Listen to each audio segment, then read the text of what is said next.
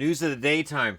And there's some news. So I don't do it every day because there isn't always news of the day stuff to report. So I back a couple days up sometimes and just wait till there's something going on. Brandon Leipsic's been claimed on waivers by the LA Kings. He joins Nikita Sherbak, who was added yesterday. So apparently, for the Kings to improve, they're going to go waiver wire. I will say this: Sherbak's still young enough to potentially develop into being a regular NHLer, and Leipsic is a regular NHLer, but Roomba's being made for whatever, and now it turns out that whatever is Josh Levo. So that's how it looks to me, anyways. Leipzig's spot in the lineup will now be occupied by Josh Levo, which is why I'm saying that even if Levo doesn't end up being this great star player or savior of the team, it really doesn't matter because the Canucks didn't really lose anything to get him. Bertuzzi's going to have a hearing. Word has it it's going to be an over-the-phone hearing, which means 5 games or less, which will upset some people and delight some others. Chris Kunitz, though, I haven't heard anything yet, and I thought Kunitz for that elbow, I thought we'd be hearing about a hearing for him. But no hearing on a hearing for him other than the hearing we're having for Bertuzzi. So, no 2 hearings, just 1 hearing.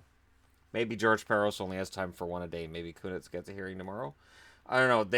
I'm really surprised, though, we haven't heard anything yet. And that we did hear from Bertuzzi. So, if we heard on this and we haven't heard on this, does that mean nothing's going to happen to Chris Kunitz?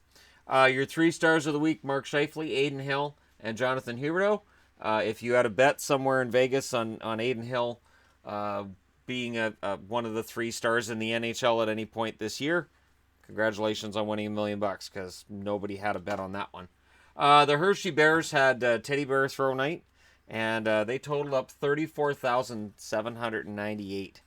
So when you have a teddy bear toss and you get almost 35,000 bears, that's a lot. That means that fans didn't just bring 1 each because they don't fit almost 35,000 people into the Hershey. I know Hershey's got great fans for the Bears, but not 35,000 worth. At least I don't think so. Unless they've got this big, massive stadium for teddy bear toss. Seattle announcements expected this week, meaning tomorrow. All likelihood tomorrow. I remember December 5th being a date everybody was looking at. Now they're saying the announcement's likely tomorrow. It requires 75% of the Board of Governors to approve, but they really like having a unanimous decision on this. That's something that really gets pushed. And I can't see why any owner would say, I don't want $21 million in expansion fees. And for Vegas, they don't get expansion fees, but they're protected from the expansion draft as well. And apparently, Arizona being moved to the Central may very well be part of this announcement. So they'll announce Seattle being added to the league. They will announce when. It's highly likely they announce when, whether it'll be 2020, which the city of Seattle and the owners are pushing for pretty heavy. The NHL's kind of pushing back a little bit. They're not saying it's because there could be a labor stoppage. That has to be part of it, but they are worried about when the stadium's going to be finished. So it could be the year 2021, but either way, Seattle's coming.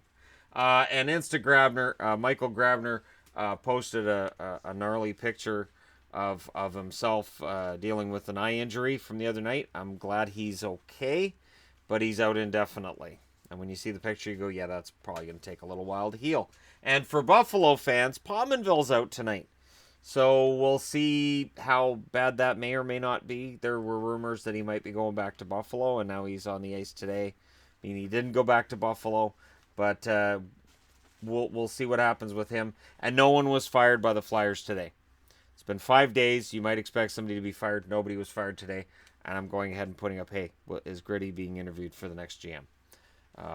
I don't see any reason why not. And I've got people asking me about this. I'm going to give just a quick one-off on this because nothing's confirmed yet. There's a new developer new company in on Capital Sports Management.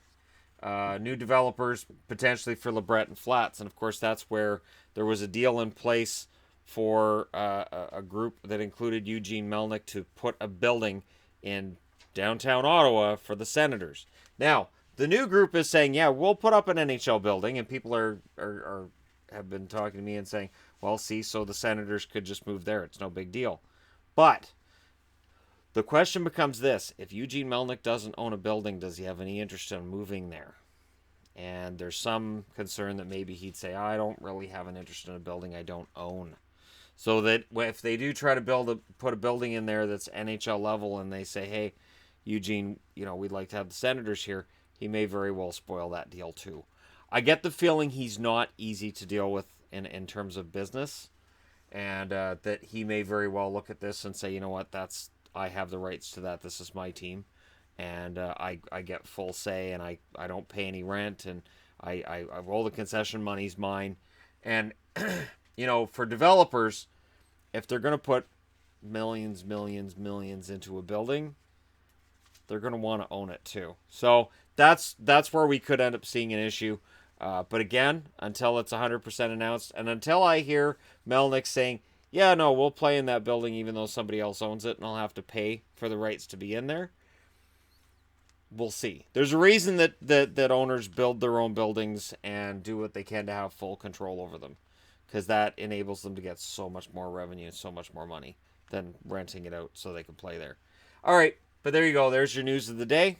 Don't forget to hit like and subscribe if you're browsing your way through, and don't forget to let me know in the comment section below what you think regarding any of this. Who else is going to go on waivers and go to the Kings? Give me your names below. And hey, thank you so much for watching. I'll talk to you again soon.